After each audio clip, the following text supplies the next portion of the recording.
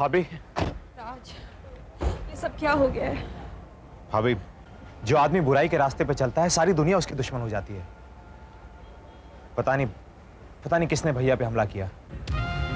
लेकिन मुझसे क्या गलती हो गई जो ऊपर वाले ने मुझे ये सजा दी है? भाभी धीरज रखिए, सब ठीक हो जाएगा। लेकिन राज, डॉक्टर ने तो कहा है कि पापा का बचना मुश्किल है। मुश्किल कहा ना, नामुमकिन तो नहीं।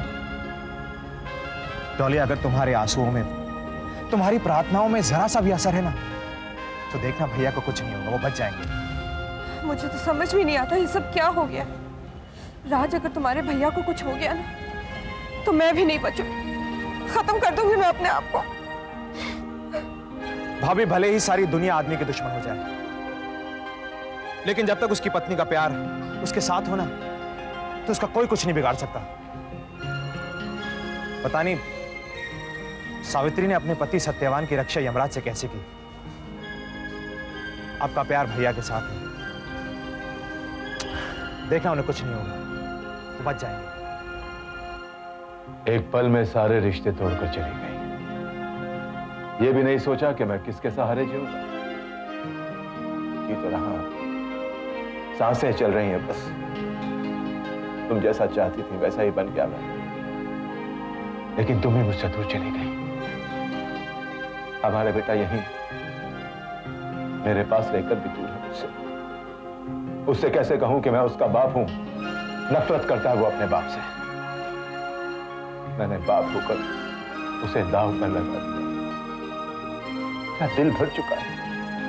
बस अब एक ही तमन्ना है, मेरा बेटा मेरा बन जाए और यह खून खराबे छोड़ दे। तुम्हें सब पसंद नहीं था ना? फिक्र मत करो, मैं करण को ऐसा कुछ नहीं करने दूंगा, कुछ नहीं करने दूंगा।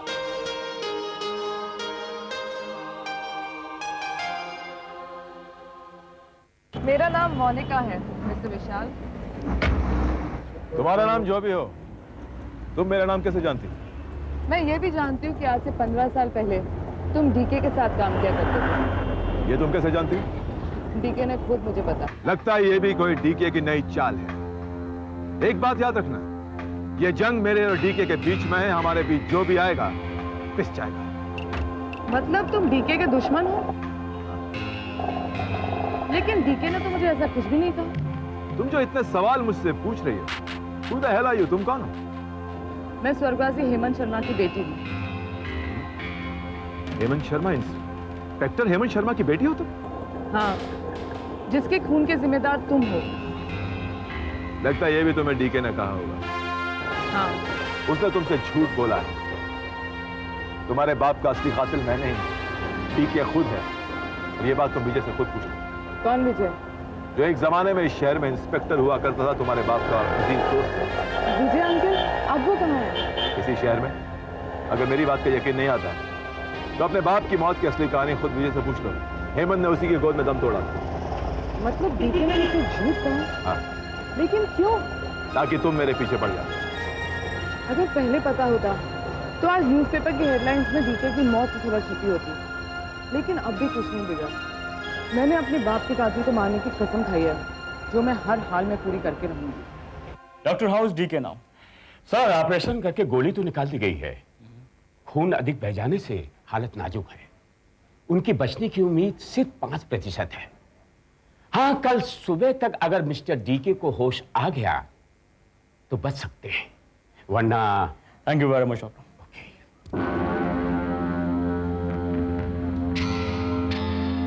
Khan. Yes sir. Khan DK underworld का आदमी है, लेकिन पुलिस के पास कोई गवाह या सबूत ना होने की वजह से वो कोई एक्शन नहीं ले पाई है। उसके होश में आते ही तो मुझे फौरन खबर करना। Right sir. और हाँ, जरा होशियार रहना, क्योंकि डीके खुद एक खतरनाक आदमी है। उस पर अटैक करने वाला कोई मामूली इंसान नहीं हो सकता है। हो सकता है जब उसे मालूम हो कि डीके जिंदा है, वो दोबारा अटैक करे। तो just be alert.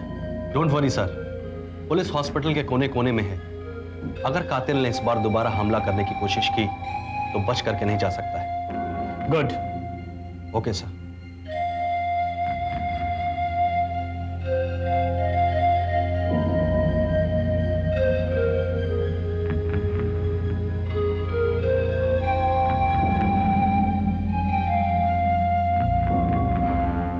Excuse me. Yes. You're Mr. Siddhant, if I'm not wrong. Yeah, you are right. Hi, I'm press reporter Mona. क्या चाहिए आपको? मैंने सुना है कि डीके का केस आप हैंडल कर रहे हैं। लो, एक जर्नलिस्ट गई कि दूसरी आ गई। भाई क्या चाहती हैं आप? ये केस मैं छोड़ दूं? नहीं नहीं, मैंने ऐसे कब कहा। इनफैक्ट मैं तो बहुत खुश हूँ कि ये केस आप हैंडल कर रहे हैं, क्योंकि ये केस की सारी इन्फॉर्मेशन पहले आप मुझे आकर देंगे, मैं अपने पेपर में छापूंगी और मेरा पेपर धड़ाधड़ बिकेगा। माफ कीजिएगा मैडम, मैं ड्यूटी पुलिस डिपार्टमेंट की करता हूँ, आपकी नहीं। मैं जानती हूँ, लेकिन एक पुलिस ऑफिसर होने के नाते आपका फर्ज बनता है कि प्रेस की मदद करें। आफ्टर ऑल पुलिस और प्रेस का चोली दामन का साथ है।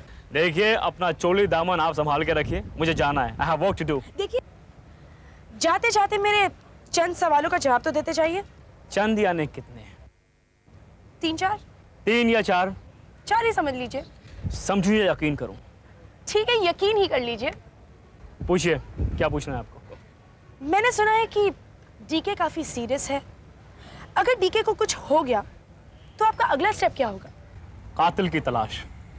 मिस्टर सिद्धांत, कातिल के खिलाफ आपके पास कोई सबूत या गवाह है? अभी तक तो नहीं है मैडम, लेकिन हमें उम्मीद है कि बहुत जल्द कोई ना कोई क्लू हाथ जरूर लग जाएगा। और पुलिस के हाथ एक बार क्लू लग जाए तो मुजरिम बच नहीं सकता है।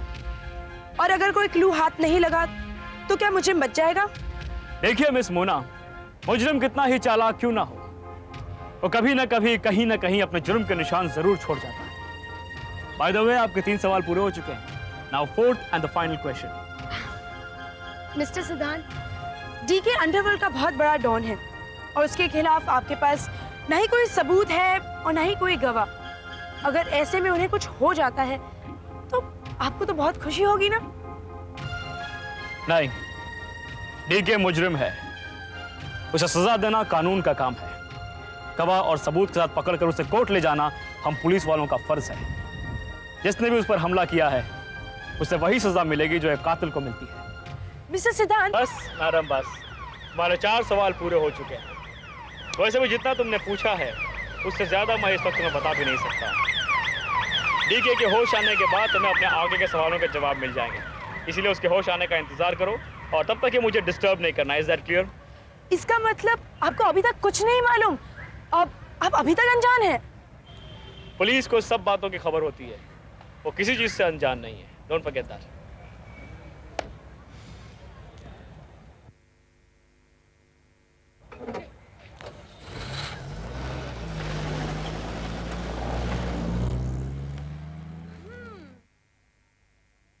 अकड़ता तो ऐसा है जैसे इंस्पेक्टर नहीं कोई कमिश्नर हो। आज का अखबार पढ़ा? Yes sir. ये हेडलाइन पढ़ी? पुलिस सब कुछ जानती है मगर वो कुछ करना नहीं चाहती। ये पुलिस वालों के मुंह पर प्रेस वालों की तरफ से जोरदार तमाचा है मिस्टर सिद्धांत। ये हरकत उस रिपोर्टर लड़की की है सर, ऐसी उल्टी सीधी खबरें वही छापती रहती है।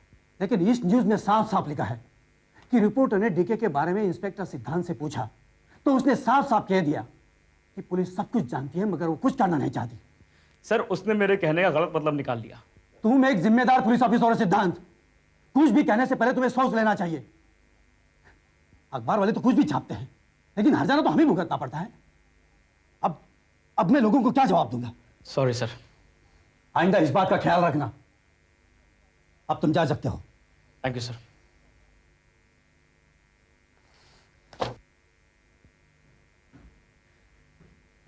खान, गुड। और रिपोर्टर लड़की जो उसने हॉस्पिटल में आई थी वो कहाँ रहती है? अरे एडिटर साहब, जब तक हम अपने अखबार में ऐसी उल्टी सीधी खबरें नहीं छापेंगे तो हमारा अखबार चलेगा कैसे? डोंट वरी, मैं हूं ना, सब संभाल लूंगी। जी हाँ जी, मैं आपको दोबारा फोन करती हूँ। अरे इंस्पेक्टर सिद्धांत और मेरे ऑफिस में, भाई वाह, ऐसे लग रहा है जैसे सूरज खुद ब खुद हमारे ऑफिस में चल के आया है। देखिए, अब आप आ ही गए हैं तो बैठ ही जाइए। क्या पीजिएगा, चाय या कॉफी? तुम क्या अपने आप को बहुत बड़ी रिपोर्टर समझती हो?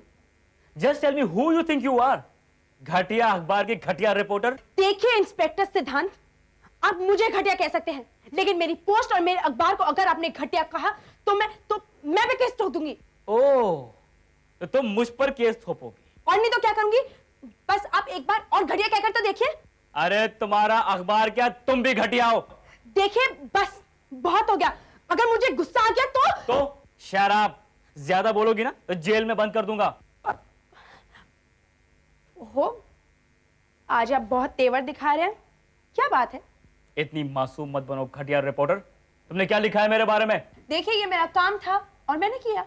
ओके, तुमने अपना काम कर दिया, अब मैं अपना काम करूंगा। चलो हवाला। अरे ये क्या कर रहे हैं आप? आप मेरे ऑफिस में मेहमान बन के आए थे और अभी आप मुझे जेले जा रहे हैं। तुम्हारी हरकत की यही सजा है। देखिए इंस्पेक्टर साहब, आप गुस्सा थूक दीजिए। हाँ, लेकिन यहाँ मत थूकना, मेरा ऑफिस गंदा हो जाएगा। नहीं तो गुस्सा नहीं तो चाय कॉफी पीजिए। हाँ? शराब, मैं यहाँ चाय कॉफी पीने नहीं आया हूँ। तुम्हें सिर्फ इतना कहने आया हूँ कि कल अपने अखबार में यह बात साफ साफ लिख देना कि इंस्पेक्टर सिद्धांत के बारे में जो कुछ छपा गया था वो बिल्कुल गलत था। Do you understand? Yes, I understand. Thank you very much. सुनिए सुनिए, अब जाते जाते एक बात बताते जाइए। क्या? आपकी माँ बहुत करेले खाती थी क्या? क्यों? क्योंकि तुम हो बहुत कड़वे। अरे यार कभी तो हंसा करो। अरे कानून ने हंसने पे पाबंदी तो नहीं लगा रखी है। एक्सक्यूज मी मैडम, मैं ऐसा हूं नहीं, लेकिन तुम जैसों को देख के मेरी शक्ल ऐसी हो जाती है। जो तुमसे शादी करेगा ना, आई पिटी हिम।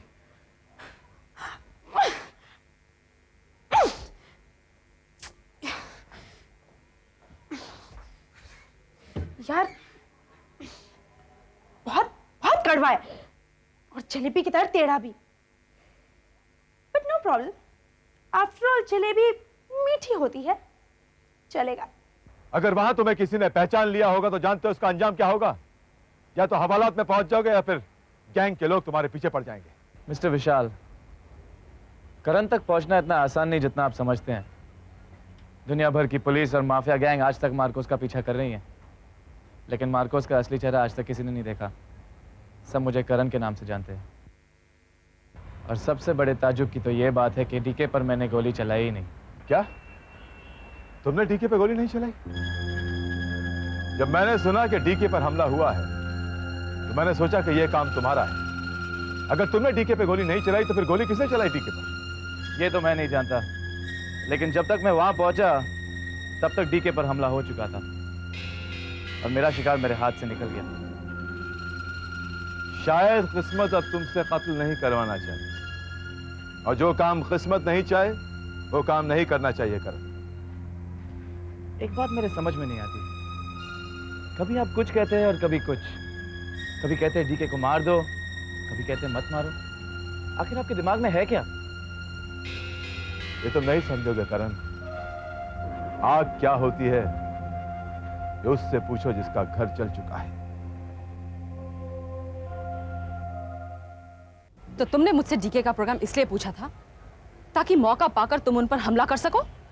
कितनी बार कहूं, कितने लोगों से कहूं, मैंने डीके पर गोली नहीं चलाई। तो फिर तुमने मुझसे उनका प्रोग्राम क्यों पूछा था? उन पर नजर रखने के लिए। मैं नहीं मानती, तुम मुझसे झूठ कह रहे हो। मैं तुमसे झूठ क्यों कहूंगा? तुम्हारे साथ मेरा वास्ता ही क्या है? जो सच था वो मैंने कह दिया, मानना नहीं मानना ये तुम्हारा काम है। अगर तुमने गोली नहीं चलाई तो फिर ये हरकत किसकी हो सकती है? समझ में नहीं आता इतना बड़ा कदम किसने उठाया होगा। डीके के नाम से पूरा अंडरवर्ल्ड कांपता है, फिर भी उस पर हमला करने की हिम्मत किसने की होगी? मुझे तो ये काम सुरेश बाटला के आदमियों का लगता है, क्योंकि पिछली बार उसने मीटिंग में याकूब लंगड़े के इलाके पर कब्जा करने की बात की थी, जिससे डीके साहब नाराज हो गए थे और उसे मीटिंग से बाहर निकाल दिया था। ये कैसे कह सकते हैं कि ये काम सुरेश बाटला का ही है? माइकल खबरी ने मुझे बात बताई है कि सुरेश बाटला डीके साहब के खिलाफ कोई खतरनाक साजिश करने के खिलाफ। अगर ये काम सुरेश बाटला का है तो समझो उसका तो बैंड बच गया। हम दोनों ने एक साथ काम शुरू किया था। डीके अंडरवर्ल्ड का किंग बन गया और हम उसके चेले चपाटे कर रहे हैं। भाई, डीके को वहां तक पहुंचाने में आप ही का हाथ है।